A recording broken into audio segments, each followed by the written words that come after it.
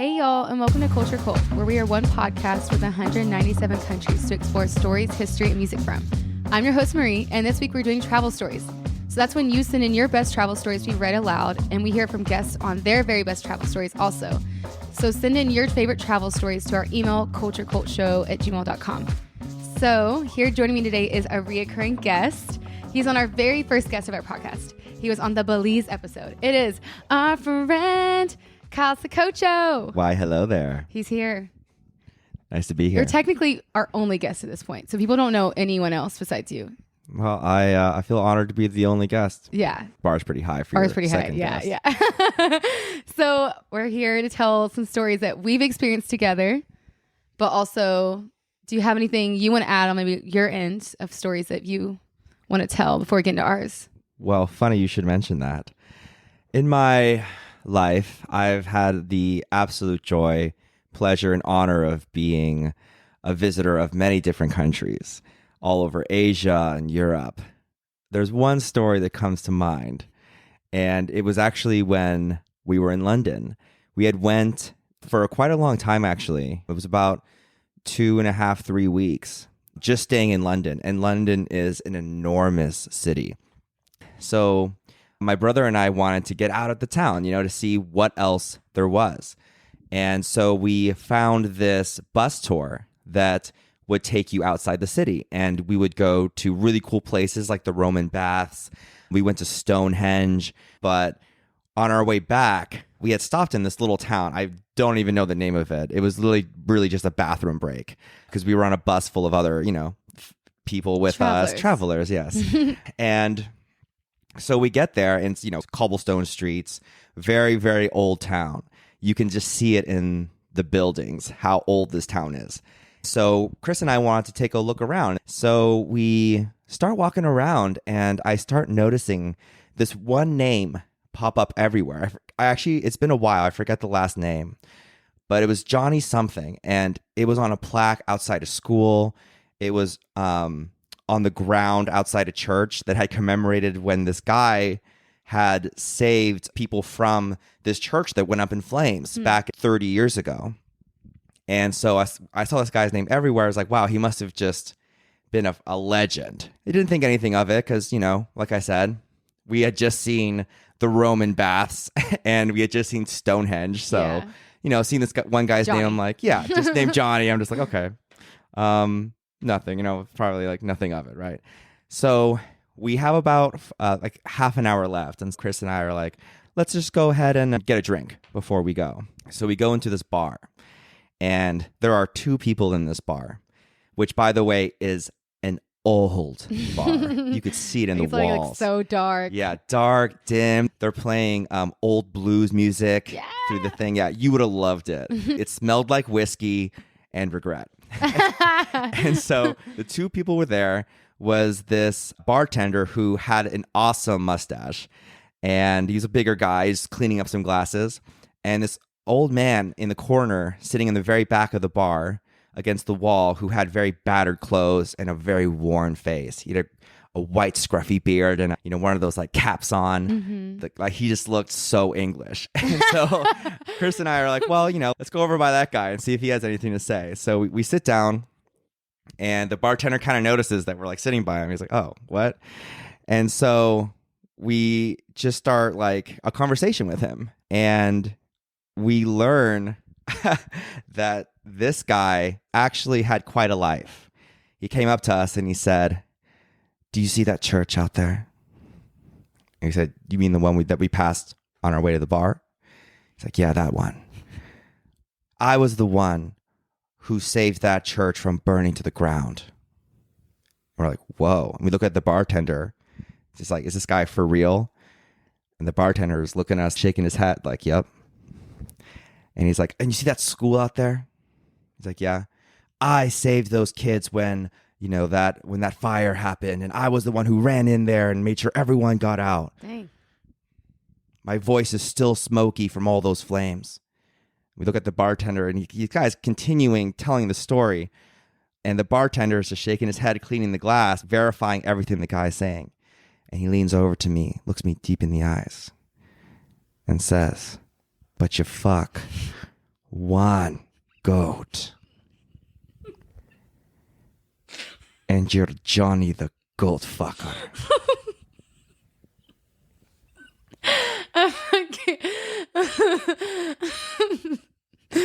Oh. Did that happen? Yes. Yes. Poor Johnny the goat Poor fucker. Johnny. And it was so funny. Saves all these children. Yeah. I mean, he had Churchgoers. saved the school, saved a church. But you love a goat. One goat. One goat. One goat. One goat. He was messing with someone's goat. That's what happened. The And wrong you're goat. Johnny the goat. I love that story. Yeah. It's kind of commentary of how society is too. You know, you could do a lifetime of Do good all that. and you slip up once. One time. And you're One Johnny the goat. goat fucker. One horse. You're done. Then you're a horse fucker. You're a horse. So that was great. I love that story. I love it so much. We pray for him. We do. I hope he can get over his reputation. I don't know what he has to do better now that he's saved children and horses and Maybe he has to churches. fuck something else. yeah, something. Someone else has got to fuck something. Someone's got to out-top him. Wow. Literally. How do you out-top that? I mean, do you want to out-top that? I'm just saying for Johnny's sake. For Johnny's sake. For Johnny's sake. Well, that was a great travel story. One goat. One goat. But we do have our own that I want to talk about. So we have a travel story to tell together. We've both experienced in the wild, wild west of Denver, Colorado. So to preface this story, I'll start off by saying it was the summer of 2020. I feel like that's what people in the 80s say. You know, it was 85, the summer of 70. The summer of 60. The summer of 2020. Summer love. Summer of COVID, straight up. But I was decided to take a camping trip west for a couple of weeks, starting in the state of Alabama, where I'm from. And I asked my friends, including Kyle, to meet me in Denver to finish out the rest of the trip. So we go from Denver to Moab, all the way down to who else knows, but we made it back to LA. And so his brother Chris found this like cozy little nice Airbnb in the city. Such a nice hostess Such too. a nice host. He did not invite us. And so I was like, well, Kyle. Yeah, he did. He did? Oh. Yeah, we stayed there. Remember, Oh, we that's where did. we had the Oh, we did stay there. scorpion mezcal? Oh. Yeah, remember okay, that? I'm so sorry, Chris. I forgot. And host. Okay, so, but the first night, I found a spot at RV camp next to Red Rocks, which sounds like such a good time. And I was like, Kyle, you got to come. You got to come. I found a spot. So he decided to join me. I don't know if you want to take the story from here. Well, Marie, I do. So I remember when we left that Airbnb, the weather was looking pretty questionable. I mean, there wasn't any kind of strong winds or anything, but it was cloudy and a little windy. And it was like, okay, like there's a storm coming. And we have camped in precarious situations before. So we're like, oh, what's a little weather? So we learned out that the little weather could be a lot. So we set up our tent and we get it down pretty good. We staked it in. We got our stuff in there. High fives. Yeah, high-fived, hugged it out. I think we had like a celebratory tequila shot. And then we went over to Red Rocks, which, oh my God, talk about a beautiful amphitheater. I've never seen a show there. Me neither. And we were supposed to see glass animals there. Yes. Yeah, we're going to see a show there. Yeah. It's an amazing venue. And for those who don't know, it's pretty much they carved out the side of a mountain. Or is it, I guess it's a I'm massive pretty sure rock. it's natural. They Okay, just it's carved natural. it in a little bit. Yeah, they carved but it in a big rock. Yeah. And it's an insane amphitheater overlooking like all of Denver. So check it out. Yeah, if you ever have a chance to go see a live show or comedy show, they do there too. Or just walk around. That's what we did. We just walked around. You could totally go on the stage and pretend you're the rock star. Pretend for a like you're the second. rock star. Yeah, I feel pretty good. If you want to do leg day, you can run up and down the stairs. Oh my God. People were running. Yeah, up the I was like, stairs. your dedication. And we're just enjoying that view and taking pictures of the Red Rock, pretending like we're rock stars. And we get a call saying that our tent was essentially in someone else's campsite. And it's completely destroyed. And is completely destroyed. So we have to go back and we see that they were not lying to us. We had to go back, grab our tent out of these other people's tent site. Awkward. It's like, oh, excuse me, let me pick up my home. Sorry, it was in yours. Yeah, sorry, it was in yours. And it looked like a spider. Like it looked like it broke from the middle or something. It was like this like mangled mess. Yeah, mangled. And it's pretty important to notice that at this point, the winds were starting to pick up a little bit. And the thing about Denver is that it's a lot of open land. So when wind goes, it goes, and there's no mountains there to break it up. I chose a campsite that happened to be in a valley in between mountains. Maybe they weren't. Maybe we were right in that in between then. Yeah, we were really in between it all. And our tent, we had to literally pick it up, set it up again. And this time the weather was picking up. It was pretty windy. And so we set it up and we're like, okay, it looks good. Let's go, check out something else. Like there was a really cool area right before you get into Red Rocks. Mm-hmm. Looked like it had a lot of cool shops. Yeah, it did. We get another call from the same campsite manager who we were becoming friends with pretty quickly. Yeah, we were talking a lot at that point, saying that the same thing had happened, that our tent had blown away and we needed to come back and fix it. And so we're looking at each other on the way back and we're talking like, how the fuck are we going to get this thing to stay? Because at this point, the wind is not calming down. No. So he comes by to help us out. And we hammer this fucking thing into the ground. But it's pretty obvious that at this point, with the wind being this strong, it ain't going to stay. And it's getting dark. So we need to figure out something pretty quick. We got a beautiful tent off OfferUp. Yeah. We had to get a new tent. We did. The other one was absolutely mangled. So I found this guy on OfferUp and we get there and he's just, I don't know if he's high, but that motherfucker was high. He was just like, hey, here for a tent. And he just like popped him up in his backyards and it was just a beautiful tent. It's a white tent with red trimming and gold. I don't know. It's a gorgeous tent. Mm-hmm. So we got that. The tent was good. He sold us a tent that had bad poles. And that's when we were setting it up. Yeah. And the winds were picking up. And we were realizing the poles were completely whack. So we still don't have a good tent. Right. But at this point, we can't go back. No. Like, right? We bought a tent. We're in it to win it, this tent.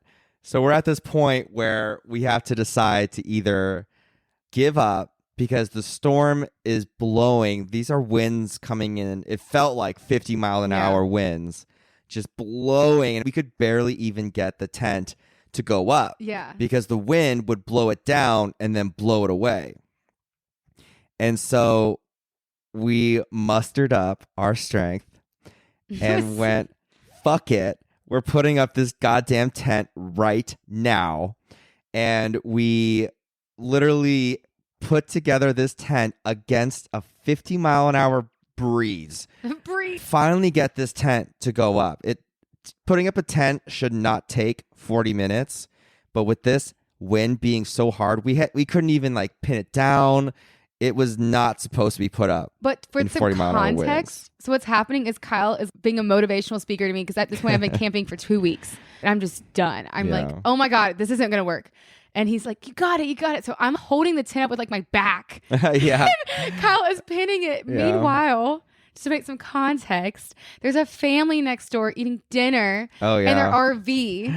Yeah. So like everyone else is chilling, having dinner, good conversations. Kyle and I are like surviving. We were that entertainment we were for like the night. Surviving against the storm. And I'm holding it up with my back. Mm-hmm. No one's helping besides the camp manager. Yeah. He was so kind. He was. He gave us some of the pins that we had to use. He gave us new poles and new pins. Poles, yeah. And that's where I really learned there is a difference between campsites and RV sites.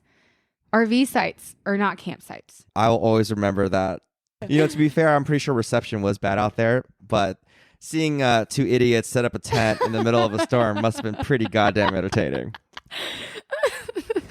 Yeah, honestly, it taught me a lot. Especially about how important it is to have good friends around. And I have to say, you out there have good friends like this too. But when we travel, especially when things happen, we just make the best of it. Oh, yeah. We actually have our best times through those. Yeah.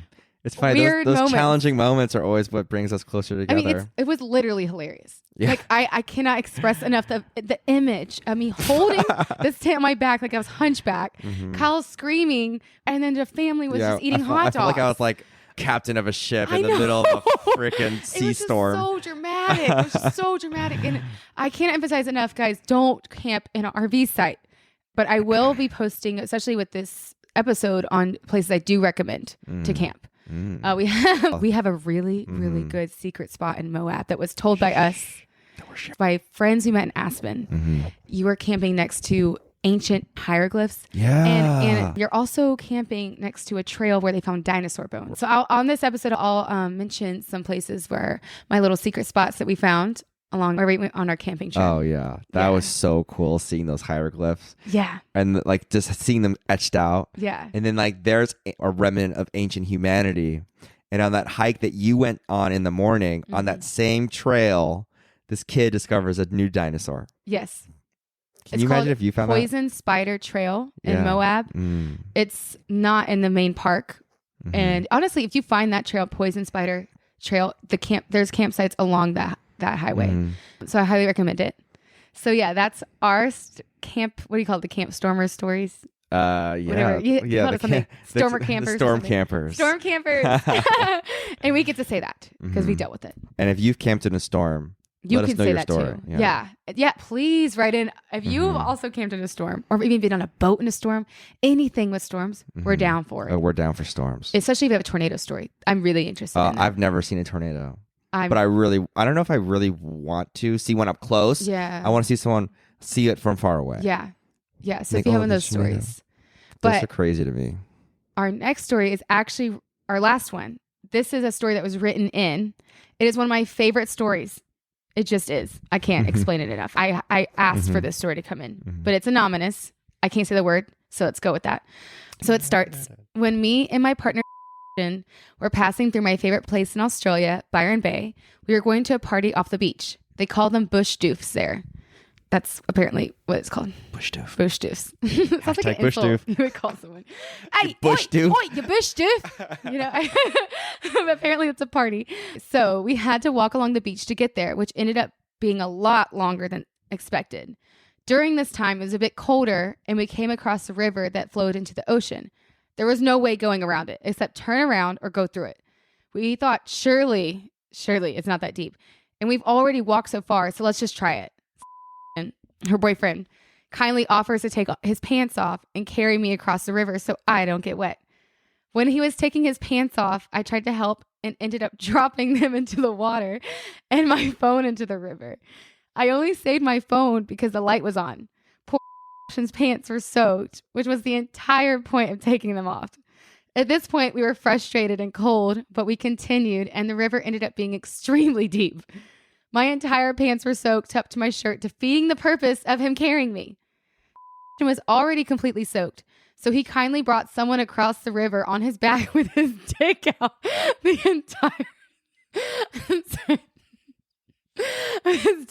entire time. So at this point, he's bringing people, other party goers. It's not just her? No. So he carried her across with his pants off. You know, at this point, he's already soaked. She's already soaked. But then they turn around and there's other party goers across the river who are like, hey, can you help us get across the river? So he, with his just straight dick out, starts walking, caravanning people across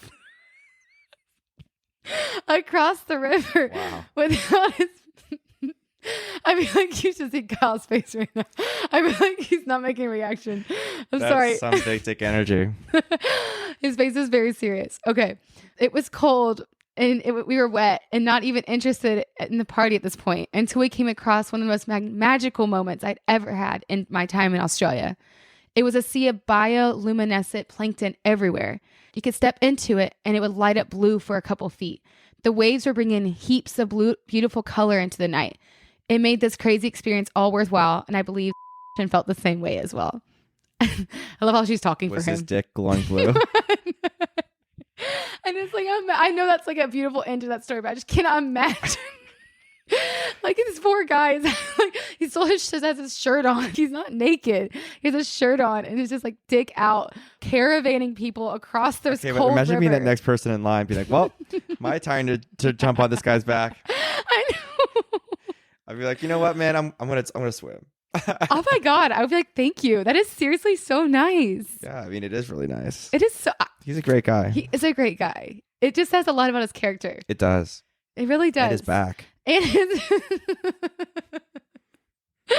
I'm sorry. I love that story. It also kind of is like our story where it's chaotic, but it ends. Ours ended in a beautiful sunrise. Yeah. With the mountains. And our dicks were out. You're not. I. No, I'm kidding. My pants were on. Hopefully our pants were on. But they ended on seeing bioluminescent plankton everywhere, which is like, she just was describing it. She said it was just everywhere. And the ocean the waves were coming in and it was tracing the lines of the waves. And she said that they saw that on the way to the party. They haven't even gotten to the best part, which was the party. So the Bush Doof. The Bush Doof. I forgot all about the Bush Doof. The Bush Doof. I feel like. So is this guy show up with his pants off at the Bush Doof? Because damn, that's how you come into a party. Sorry. It's funny because I know him, so like I'm imagining. Yeah, but no one else there does. No. So they're like, everyone's like, damn, okay. Whoa. Is it that kind of party? Yeah. Everyone starts taking their pants off. They're like, woo, yeah. Naked Bush Doof. Bush Doof. Bush Doof party. Everyone take off your pants. What if like that becomes the new thing? Like Bush Doofs, you can't have your pants on. Yeah, only your shirt. You have to be like wet and have your pants off. Wow, sounds like a great party. Sounds like a Bush Doof to me. Should we look up on Meetup for some Bush Doof? Bush Doofs. So that's a couple of stories. So we've traveled to Ireland and heard about a goat fucker. It was England. Yeah, the guy was Irish. Irish guy. Yeah. We've learned about where not to camp, but also maybe where to camp. And we've learned that if you're a good person, you'll take your pants off and you will walk people on your back to a party, to a Bush Doof. And if you don't, you're a terrible person. And you're just a doof. You're a doof. No bush. Just no. Actually, maybe you're just the bush, but not the doof. Yeah, just a straight bush. Yeah, straight bush. So those are our travel stories for today. So if you want to be featured, if you want to have your Bush Doof story on here, send a pic. Send a pic first, and I'll approve of your Bush Doof. Send it. I'm sorry. Okay.